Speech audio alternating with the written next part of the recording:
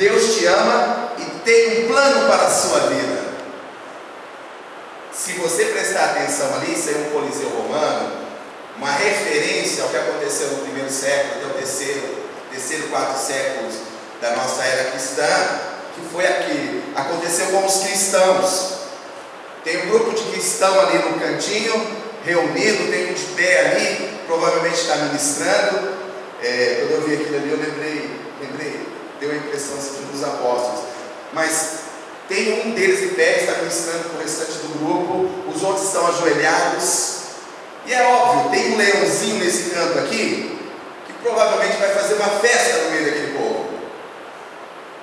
É um desenho, tá certo? Você fala para mim, mas é um desenho. Mas irmão, aconteceu. Essa é a parte triste. Aconteceu.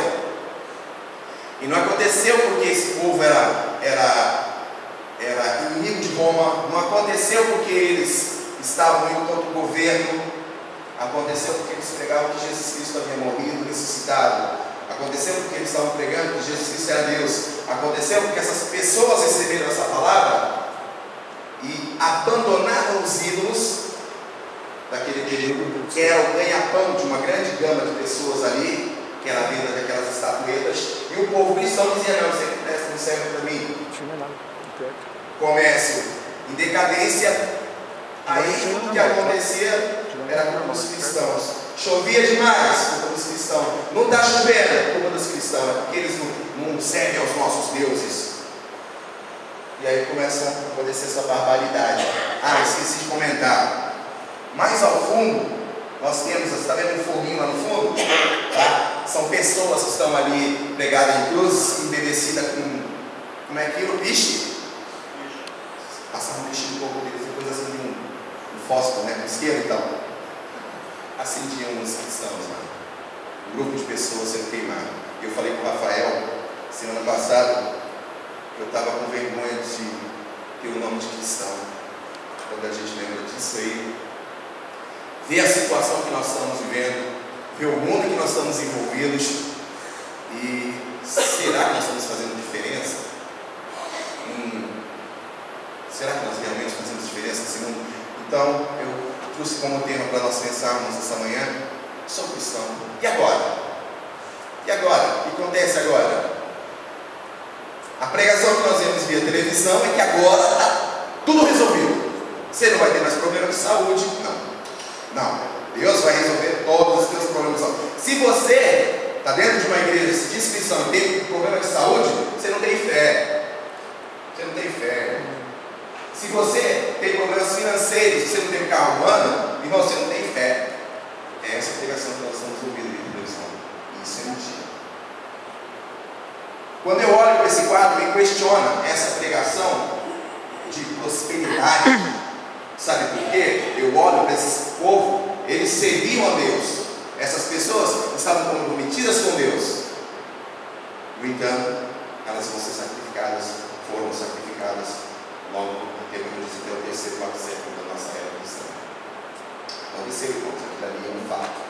Apesar de ser um desenho, aqui na época não tinha máquina fotográfica, né?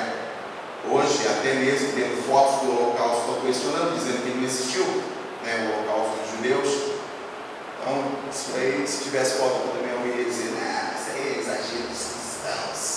Tá certo? Mas e nós? Vamos questionar nós, eu sou cristão, e agora? O que vai acontecer? E eu coloquei ali: essas pessoas são os vitoriosos ou os perdedores?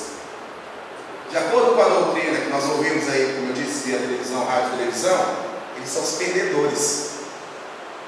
Vão sofrer barbaridade ali, porque nem todos vão morrer ao primeiro tapa do leão. Você já pensou nisso? O leão não vai comer todo mundo ao mesmo tempo, não vai dar, apesar de ele ser enorme. A proporção do bicho, ele não é mais ou menos de sentado, a cabeça dele ia estar mais ou menos aqui no meu peito. Eu não sou um menino muito pequeno. Alguns deles vão sofreram até morrer, mas isso é passado também, né, irmãos? Não somos uma igreja perseguida. Nosso momento é outro. Nós estamos vivendo a era da graça, né? Tem uma interpretação desgraçada de graça aí que diz que, já que eu sou salvo por graça, eu posso fazer agora o que eu quero. posso até pecar. Deus já me perdoou mesmo. Né? Pregação do inferno nessa questão, muito cuidado com isso. Na minha Bíblia, eu não acho base para isso, são salvo por graça, isso é um fato. Entretanto, a Bíblia não nos abona em momento algum a ceder ao pecado, pelo contrário. A Bíblia, quando ela diz que nós somos salvos, ela diz aquele que é salvo, ele está ou entra numa luta corpórea, numa luta terrível, vamos dizer assim, contra o pecado, contra a nossa carne, contra este mundo que jaz no maligno. Tá certo? Esqueci de falar do diabo? Ele também está dentro. Então nós temos alguns inimigos depois de aceitarmos, depois de recebermos a pessoa de Cristo em nossa vida, depois de queremos andar essa vida de cristão.